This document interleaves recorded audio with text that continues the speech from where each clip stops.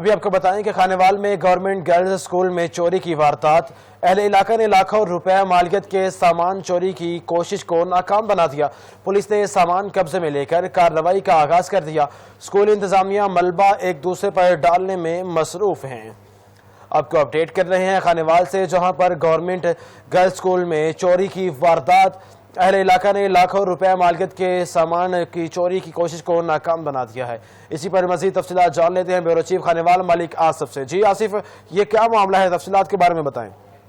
یہ چوری کی یہ واردات نوائی علاقہ 168-10 کے گورنمنٹ گرلز ہائی اسکول کے پرائمری حصے میں ہوئی، جہاں اسکول بلڈنگ کے 60 کے قریب ٹیار اور 7 کے قریب گارڈرز چوری کر کے لیے جا رہے تھے، جن کو علاقہ مکینوں نے پکڑ کر پولیس کو اطلاع کر دی۔ چوری میں مبینہ طور پر فیمیل ایجوکیشن آفس کے ای او اور صبا نامی ڈی پی ای او اسکول ٹیچر شامل ہیں۔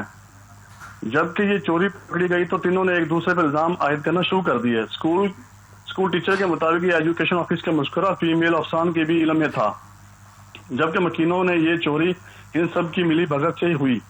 علاقہ مکینوں نے پولیس کو اطلاع دی۔ پولیس نے جائے وقوع پر پہنچ کر تفتیش شروع کر دی، تاہم ایجوکیشن آفس کے مذکورہ فیمیل افسران نے سارا ملبہ اسکول ٹیچر پر ڈال دیا، جبکہ کوئی کارروائی عمل سامنے نہ آ سکی۔ محکمہ ایجوکیشن کی جانب سے صرف اسکول ٹیچر کو معطل کر کے انکوائری شروع کر دی گئی، لیکن معاملے میں مبینہ طور پر بہت شکریہ ملک آصف تفصیلات کے بارے میں آگاہ کرنے کے لیے۔